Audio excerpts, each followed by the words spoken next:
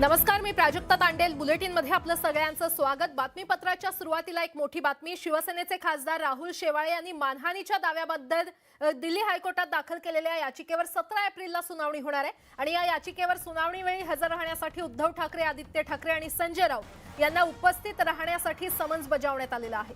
ठाकरे गटाकडून वारंवार शिवसेनेच्या आमदारांचा गद्दार, 50 खोके एकदम ओके अशी वक्तव्य वापरून बदनामी केली जात असल्याची तक्रार या याचिकेतून करण्यात आलेली आहे आणि राहुल शेवाळेंच्या याचिकेवर 17 एप्रिलला सुनावणी होणार आहे. तर शिवसेनेचे खासदार राहुल शेवाळे यांनी मानहानीच्या दाव्याबाबत दिल्ली हायकोर्टात याचिका दाखल केलेली आहे आणि 17 एप्रिलला या याचिकेवर सुनावणी होणार आहे आणि या संदर्भात अधिक माहिती देत आहेत आमचे प्रतिनिधी प्रशांत लीला रामदास आपल्यासोबत जोडले गेलेले आहेत. प्रशांत, खास करून जर बघितलं आपण ज्या पद्धतीने शिवसेनेचे 2 गट पडले होते, त्यानंतर शिवसेना उद्धव बाळासाहेब ठाकरे या पक्षाच्या वतीनं वारंवार शिवसेना जे एकनाथ शिंदे यांचे नेतृत्वातील पक्ष आहे त्यांच्यावरती आरोप लगावले जात होता. त्यांना गद्दार, मिंदे गट, त्याशिवाय खोके सरकार अशा प्रकारचे वाक्यांचा उपयोग केला जातो. या सगळ्या संदर्भात राहुल शेवाळे जे शिवसेनेचे खासदार आहे आणि संसदीय पक्षाचे लोकसभेचे नेते आहेत त्यांनी दिल्ली उच्च न्यायालयामध्ये याचिका दाखल केली होती. त्या याचिकेवरती आता 17 एप्रिलला सुनावणी होणार आहे. दरम्यानच्या काळात या संदर्भात खास करून उद्धव ठाकरे, आदित्य ठाकरे आणि संजय राऊत या सर्व नेत्यांना दिल्ली उच्च न्यायालयात हजर राहण्याच्या संदर्भात नोटीस देण्यात आली आहे. त्यामुळे हे अत्यंत महत्त्वाचं ठरतात आहे की आता एकीकडे सुप्रीम कोर्टात लढाई सुरू आहे, आता दिल्ली उच्च न्यायालयामध्ये मानहानीच्या दाव्यावरती आता दुसरी ही लढाई सुरू झाली. त्यामुळे या लढाईमध्ये आता काय कशा पद्धतीनं पावलं टाकली जातात हे देखील पाहणं अतिशय निश्चितच आणि सुनावणी वेळी नेमकं काय होतं हे देखील पाहणं महत्त्वाचं असणार आहे. प्रशांत, धन्यवाद या सविस्तर माहितीसाठी.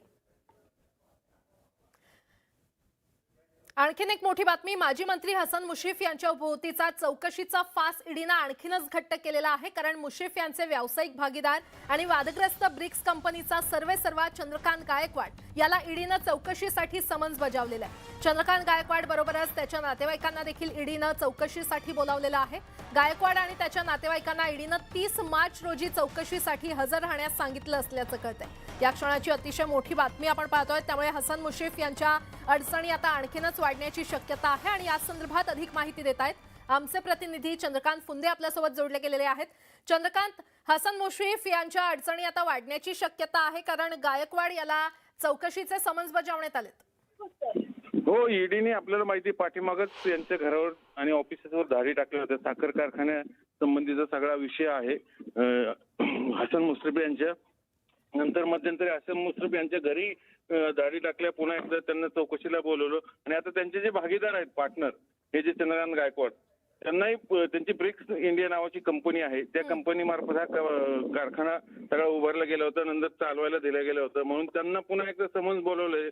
थोडक्यात ईडीने पुन्हा एकदा हसन मुश्रीफ कसे अडचणीत येतील त्या हिशोबाने हे सगळे फास आवळायला सुरू केलेले, त्यातलाच हा भाग आहे.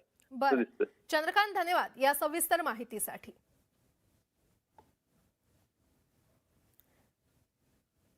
हसन मुश्रीफांसंदर्भातच आणखीन एक मोठी बातमी. हसन मुश्रीफ आणि त्यांचे कथित सीए महेश गुरव यांच्या अटकपूर्व जामीन अर्जावर सुनावणी सुरू झालेली आहे. सत्र न्यायालयातील विशेष पीएमएलए कोर्ट न्यायमूर्ती MG देशपांडे यांच्या कोर्टामध्ये ही सुनावणी सध्या सुरू आहे. ईडीचे वकील हितेन वेणुगावकर यांचा जोरदार युक्तिवाद सध्या सुरू असल्याचं कळतंय. तर आर्थिक घोटाळा आणि गुन्हेगारी वृत्ती या दोघांचीही या गुन्ह्यात सांगड असल्याचा युक्तिवाद त्यांनी केलाय आणि दाखल FIR आणि त्याच्याशी तपासात मिळालेली माहिती ही धक्कादायक आहे. मनी लॉन्ड्रिंग झाल्याचं प्रथमदर्शनी स्पष्ट झालंय आणि हा घोटाळा गुन्हेगारी वृत्तीनं लपवण्याचा प्रयत्न केला गेला असल्याचा युक्तिवाद कोर्टात करण्यात आलेला आहे. अधिक माहिती देत आहेत आमचे प्रतिनिधी प्रशांत बाग आपल्यासोबत जोडले गेलेले आहेत. प्रशांत, सुनावणी सुरू झाली आहे, कोर्टात नेमका काय युक्तिवाद केला जातोय? युक्तिवाद म्हणजे अक्षरशः घमासान सुरू आहे. मुश्रीफ यांचे वकील लाभात कोंडा आणखी ईडीचे वकील हितेन वेणुगोळकर यांच्या माध्यमातून अनेक वेगळ्या मुद्दे याच्यात सादर केले जात आहेत. हसन मुश्रीफ यांना अटकपूर्व जामीन अर्ज मिळू नये, त्यांची तिन्ही मुलं आबिद, नावीद आणि साजिद यांच्यावर सुद्धा प्रश्नचिन्ह उपस्थित करण्यात आलं. आणखी जे कथित सीए महेश गुरव हसन मुश्रीफ यांचे त्यांच्यावरही प्रश्नचिन्ह उपस्थित केलंय. या 5ही जणांच्या अटकपूर्व जामीन अर्जावर सुनावणी चालू आहे. जोपर्यंत खऱ्या अर्थानं म्हणजे की ज्या प्रकारे मनी लॉन्ड्रिंग याच्यात झालंय, इथे याच्या युक्तिवादातही म्हटलंय की त्यानंतर हसन मुश्रीफ हे दबाव नीतीचा वापर करताय, समन्स बजावला नसताना सुद्धा ईडी कार्यालयामध्ये जमाव घेऊन येत आहेत, अशा प्रकारचा सुद्धा युक्तिवाद यांनी केला. यावर सुप्रीम कोर्टाचे दाखले देण्यात आले. कोर्टानं सुद्धा या दोघही वकिलांच्या वादामध्ये हस्तक्षेप केलाय. पण आबिद, साजिद, नावीद यांनी अवघ्या 25 ते 30 वयात साखर कारखाना कसा उभा केला हाही प्रश्न आता ईडीच्या वकिलांनी उपस्थित केलेला आहे. गुन्हेगारी वृत्तीचं षडयंत्र अशा प्रकारचा उल्लेख या युक्तिवाद दरम्यान त्यांनी करण्यात आलेला आहे. आर्थिक घोटाळा झाल्याचा प्रथम दर्शनी पुरावा समोर दिसतोय. अधिक तपासामध्ये या सगळ्या गोष्टी स्पष्ट होतील. एकंदरीत घमासान जोरदार सुरू आहे. बघूया नेमकं या प्रकरणामध्ये अजून कोणत्या कोणत्या गोष्टी युक्तिवादादरम्यान समोर येतात ते. खरंय. प्रशांत, अपडेट घेत राहू. तुर्तास धन्यवाद या सविस्तर माहितीसाठी. पुढची बातमी पाहूयात. सावरकरांच्या मुद्द्यावरून महाविकास आघाडीमध्ये मतभेदाची ठिणगी पडलेली आहे आणि पवारांनी बोलावलेल्या विरोधकांच्या बैठकीकडे उद्धव ठाकरे पक्षानं पाठ फिरवली. या बैठकीमध्ये पवारांनी देखील जर भाजप विरोधात आघाडी उभी करायची असेल तर मतभेद असणारे मुद्दे बाजूला सारले पाहिजेत असं मत व्यक्त केलंय. याला बैठकीत हजर असलेल्या राहुल गांधींनी देखील सहमती दर्शवल्याचं खासदार संजय राऊत यांनी सांगितलं. राहुल गांधी सातत्यानं सावरकरांवर करत असलेल्या टीकेवरून उद्धव बाळासाहेब ठाकरे पक्षाच्या नेत्यांची महाराष्ट्रात कोंडी झाली आहे. आता बैठकीत दिलेल्या आश्वासनाप्रमाणे यापुढे राहुल गांधी सावरकरांविरोधात बोलणं बंद करणार की पुन्हा त्यांच्या माफीनाम्यावरून डिवचत राहणार हे पाहणं उत्सुकतेचं असणार आहे.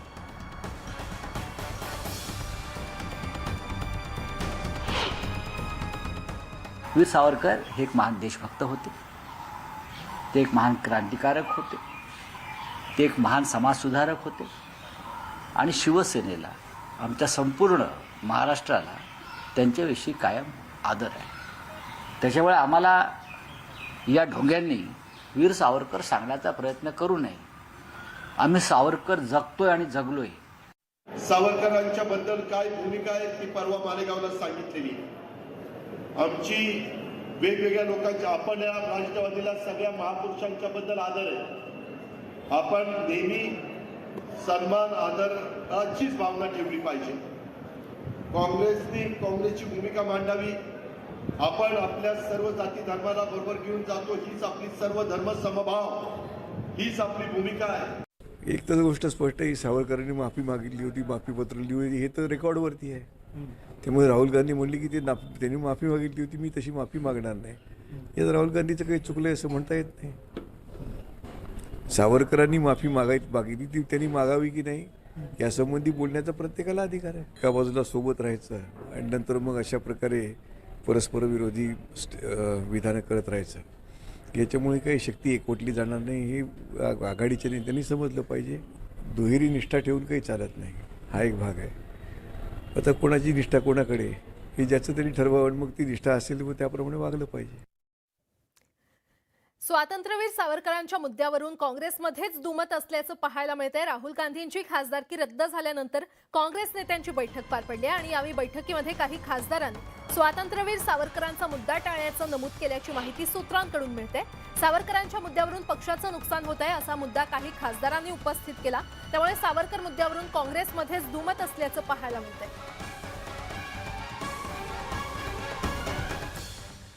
राहुल गांधी हे राजकीय फायद्यासाठी स्वातंत्र्यवीर सावरकरांविरोधात विधान करत असल्याचा आरोप रणजित सावरकर यांनी केलेला आहे. तर शिवसेना ठाकरे गटाचे खासदार संजय राऊतांनी याच मुद्द्यावरून मुख्यमंत्री शिंदेंवर केलेली टीका ही अयोग्य आहे. तर सावरकर आमचेच ही संजय राऊतांची भूमिका चूक असल्याचं देखील रणजित सावरकर यांनी म्हटलंय. तसंच ठाकरे जेव्हा मुख्यमंत्री होते तेव्हा ते अपमान करणाऱ्यांवर कारवाई करू शकले असते, मात्र त्यांनी काही केलं नाही. तर अपमान होतानाचे लढतात तेच खरे सावरकरवादी आहेत असं म्हणत रणजित सावरकरांनी ठाकरेंना टोला लगावला.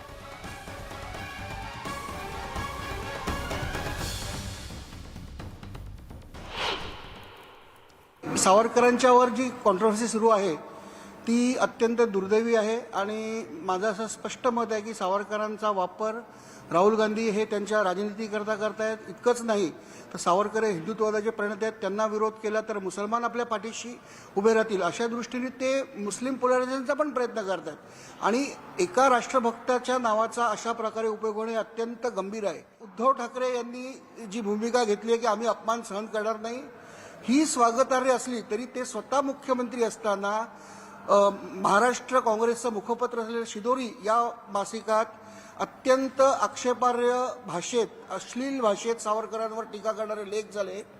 तेव्हा मी त्यांना एक पत्र लिहून मागणी केली होती. त्यांची भेटही घेण्याचा प्रयत्न केला होता. त्यांनी मला भेट तर दिली नाहीच, पण माझ्या पत्रालाही उत्तर दिलं नाही. ते मुख्यमंत्री असताना बदनामीची कारवाई ते करू शकले असते. आज जे कोणी सावरकरांचा अपमान होताना जे जे लढायला पुढे येत आहेत ती खरे सावरकरवादी असं माझं स्पष्ट मत आहे. आजच संजय राऊत यांनी सांगितलं की गद्दारांना सावरकरांचं नाव घ्यायचा अधिकार नाही.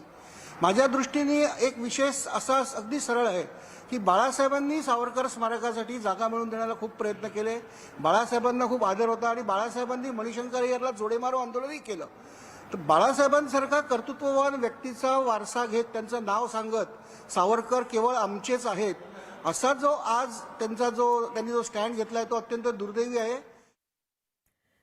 शिंदे ठाकरे गटातील वाद काही थांबता थांबत नसून एकमेकांवर सतत टीका सुरूच आहे. दरम्यान अशाच एका टीकेवरून शिवसेनेचे आमदार संजय शिरसाट अडचणीत सापडण्याची शक्यता आहे.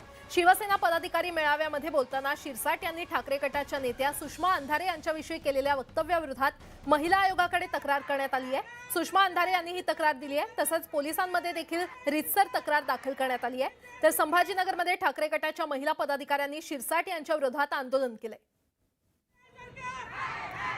तर शिरसाट यांच्या अडचणीत आता आणखीनच वाढ होण्याची शक्यता आहे, कारण महिला आयोगाकडे रीतसर तक्रार करण्यात आलेली आहे. ठाकरे गटाच्या पदाधिकाऱ्यांनी हे आंदोलन केलेलं आहे.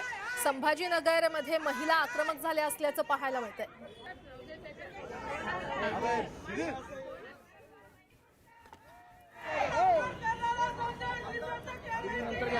तर ठाकरे गटाच्या महिला पदाधिकारी आक्रमक झालेले आहेत. संजय शिरसाट यांनी केलेल्या वक्तव्याविरोधात त्यांचा निषेध नोंदवण्यात आलेला आहे.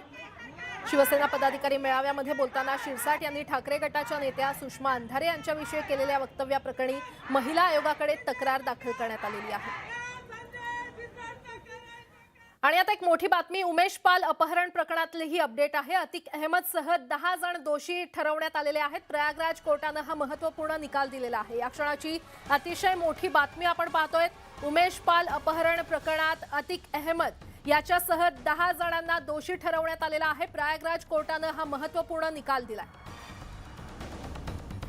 अधिक माहिती देत आहेत आमचे प्रतिनिधी प्रशांत लीला रामदास आपल्यासोबत जोडले गेलेले आहेत. प्रशांत, महत्वाचं म्हणजे जर बघितलं आपण ज्या पद्धतीनं माहिती मिळते की अतिक अहमद यांच्यासह 10 जणांना दोषी ठरवण्यात आलेला आहे. उमेश पाल हत्याकांड आणि अपहरण प्रकरणामध्ये आपल्याला माहित असेल ज्या पद्धतीनं त्याला गुजरातमधून उत्तर प्रदेशात आणण्यात आलं होतं आणि त्यानंतर जर बघितलं आपण तर त्यांच्यावरती आज त्यांच्या संदर्भात शिक्षा सुनावण्यात आली आणि त्यामध्ये त्याला दोषी निश्चित करण्यात आलेला आहे. आणि या पद्धतीनं अतिक अहमद हा जो गुंड आहे ज्याच्या संदर्भात संपूर्ण उत्तर प्रदेशामध्ये जर बघितलं तर मोठं पोलीस बंदोबस्त आणि कायदा सुव्यवस्था निर्माण झाला होता. या सगळ्या पार्श्वभूमीवरती त्यांना आता दोषी ठरवण्यात आलेला आहे. अतिक अहमद आणि त्याच्यासह 10 जणांना. शुळ. बरं प्रशांत, धन्यवाद या माहितीसाठी. पुढची बातमी पाहूयात. राज्य सरकारकडून निधी वाटपात दुजाभाव केला जात असल्याचा आरोप आमदार यशोमती ठाकूर यांनी केलाय. अमरावतीच्या बेलोरा विमानतळासाठी 122.70 कोटींची मागणी करण्यात आली होती. मात्र शासनानं फक्त 5 कोटी रुपये मंजूर करून अमरावती विभागातील नागरिकांचा अपेक्षाभंग केला असल्याचं यशोमती ठाकूर यांनी म्हटलंय.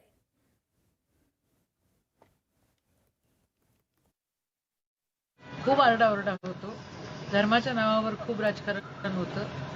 हनुमान चालीसा म्हणायची असा विपर्यास करतात. खऱ्या अर्थानं म्हणजे राष्ट्रसंतांनी जे सांगितलेलं आहे की मनी नाही भाव आणि देवा मले पाव, म्हणजे तुमच्या मनातच भाव नाही आहे. देवाप्रती तर नाहीच आहे, पण आमच्याही प्रती या अमरावती विभागाप्रती पण भाव, विकासात्मक भाव कुठंच दिसत नाहीये. याचा निषेध या ठिकाणी करते. आणि आमदार शिवेंद्रराजे भोसले यांचा 30 मार्चला वाढदिवस आहे. मात्र त्यांच्या वाढदिवसाआधीच कार्यकर्त्यांनी कार्यक्रमांना सुरुवात केली आहे. यासाठी गौतमी पाटीलचा खास शो देखील ठेवण्यात आला होता.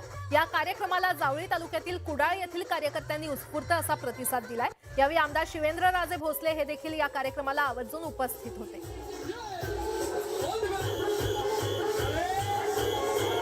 सर्व पब्लिक बाबांसाठी हात उभा.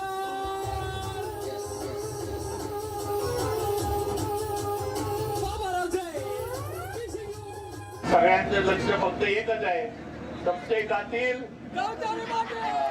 तुमचं आताच्या याच्यामध्ये माझ्याकडे लक्ष कमी आहे. एवढंच सांगेन की जावली माझी माऊली आणि किती जावली माझी माऊली, तिची माझ्यावर प्रेमाची सावली आणि कायम ही सावली तुमच्या सर्वांच्या रूपानं माझ्यावर राहावी. न्यूज 18 लोकमतच्या बातमीचा पुन्हा एकदा इम्पॅक्ट झालाय, कारण पालघरच्या तलासरी इथल्या उधवा प्राथमिक आरोग्य केंद्रात मध्यधुंद अवस्थेत उपचार करणाऱ्या शिपायाला निलंबित करण्यात आले. राकेश आढाव असं या शिपायाचं नाव असून त्यानं मध्यधुंद अवस्थेत एका 13 वर्षाच्या मुलीला इंजेक्शन देण्याचा प्रयत्न केला होता. आरोग्य केंद्रातील ही बेपर्वाई न्यूज 18 लोकमतनं उघड्यावर आणत आरोग्य विभागाला धारेवर धरलं होतं. त्यानंतर जाग आलेल्या आरोग्य विभागानं गांभीर्यानं दखल घेत या शिपायाला निलंबित केलंय.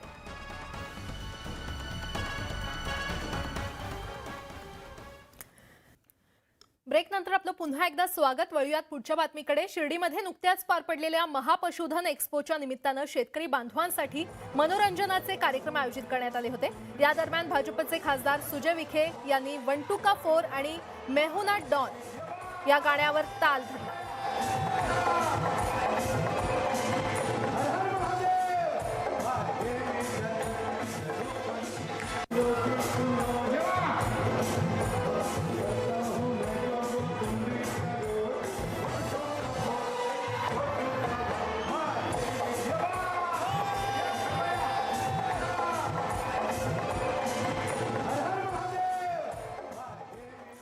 लोणावळ्यातील कार्ला एकविरा मंदिर परिसरात यात्रेनिमित्त आकर्षक सजावट करण्यात आलेली आहे. केंद्रीय मंत्री कपिल पाटील यांच्या वतीनं ही फुलांची सजावट करण्यात आली आहे.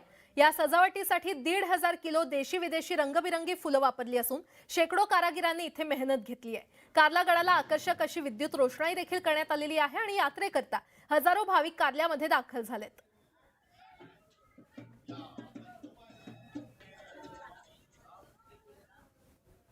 तिकडे जळगावच्या नशिराबाद येथील पुरातन श्रीराम मंदिरात श्रीराम जन्मोत्सव सोहळ्यानिमित्त विविध फळांनी प्रभू श्रीराम, लक्ष्मण, सीता आणि हनुमान मूर्ती सजवण्यात आली होती. द्राक्ष, रामफळ, केळी, डाळिंब, सफरचंद आणि चिकूसह विविध फळांनी गाभारा सजला होता.